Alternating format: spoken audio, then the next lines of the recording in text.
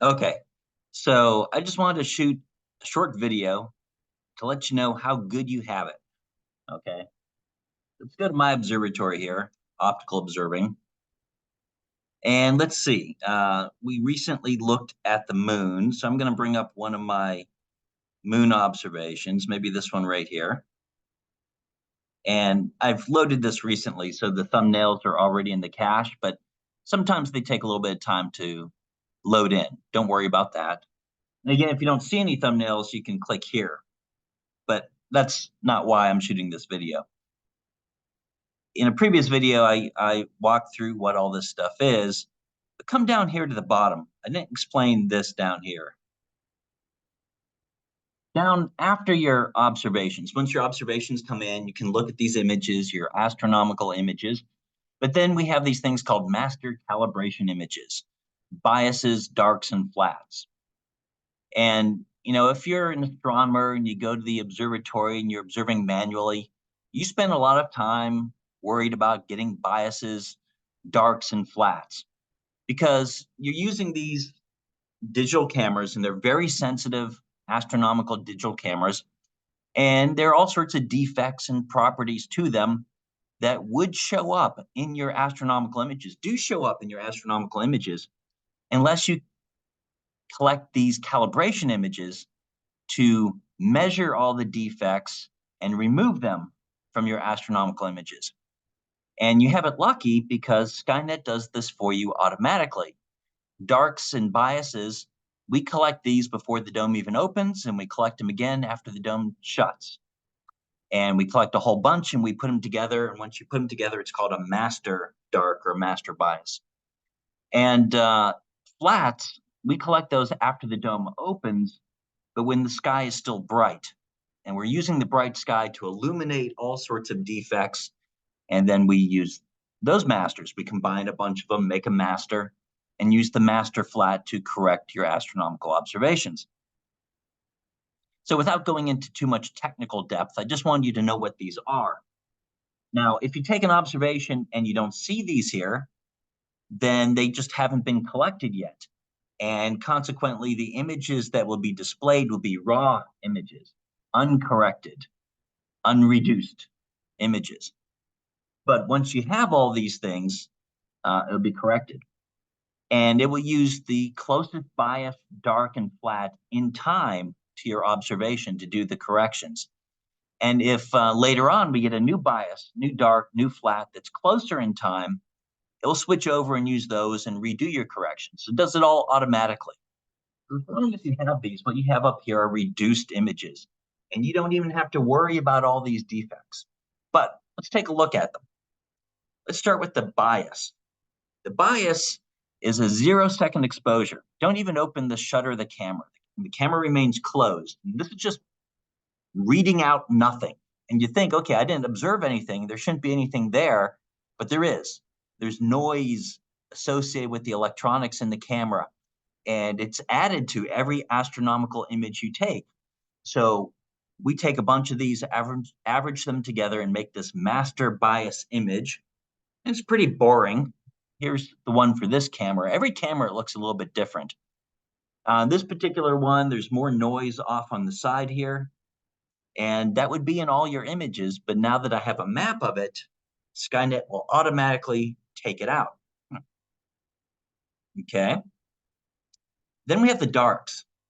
Darks are also taken with the shutter closed, but they're not 0-second. They're for an extended period of time. This is a 60-second dark. Over time, noise accumulates. And this camera is a little peculiar. It's in like 4 bars. Haven't seen that in any other camera, but that's how this camera works. And you see how the noise collects on these 4 bars and with some kind of diagonal pattern. Again, all that would be in your image. Now, the longer you expose, the more this accumulates. So we take this dark, the 60-second dark, and scale it to the duration of your exposure. I think we also take darks on another time scale as well, a longer time scale for longer exposures, and use whichever is closest to your exposure length. So we scale it and then subtract it. Okay, those are the darks. And you noticed in those images, we don't see any of this stuff because it's already been corrected. Now, to me, the most interesting one is the flats. Here we have U-band, which is very blue, and here we have H alpha, which is red, in the red part of the spectrum. And the flats are very different between the U and between the blue side of the spectrum and the red side. So here's the blue side of the spectrum. What we're looking at here is, we're just looking at the sky. The sky is still bright. We're using that uniform brightness to illuminate the sensor, and different parts of the sensor are more sensitive, and more light will get through them. And so we take your astronomical image and we divide by this to remove this. And if you're looking at clouds, often you can see the flat pattern. So if your reduced image comes back looking like this, you're actually probably looking at clouds. Anyway, what we're looking at here is the manufacture pattern of the sensor. As they lay down the parts of the sensor, there's a scraping process of the solid state materials, and it shows in the bluer wavelengths. Now, it doesn't show in the redder wavelengths. So let's look at this one. Here, you're really seeing how the light is striking the detector. Given the configuration of the telescope and the camera and everything, we appear to be getting more light towards the center, less light here, and then again, more light in the periphery.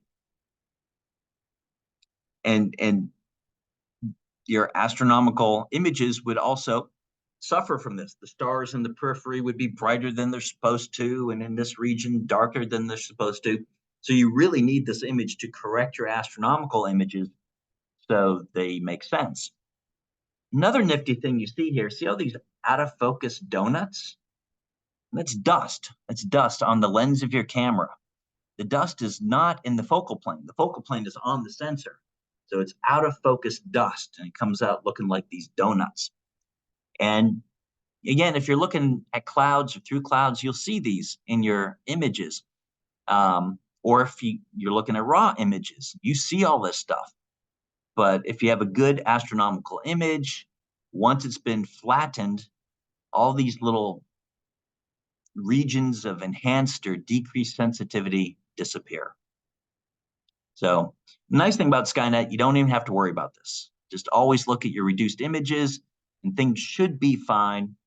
Though sometimes you may have you're looking at your reduced image and something's not right. And often it's because we had a bad flat or a bad dark, bad bias. And the Skynet algorithms are pretty sophisticated. They look for images that may be out of whack and we try to not include them in the masters, but the whole thing's automated. So sometimes things sneak through. Like it's not good to take flats when the moon is full, particularly if you're close to it. That can impact the flat. And then if you use that flat some other time, it may not be quite right. And so these are things that are subtleties tied to the biases, darks, and flats. But for the most part, it all happens magically for you, and you don't have to worry about it.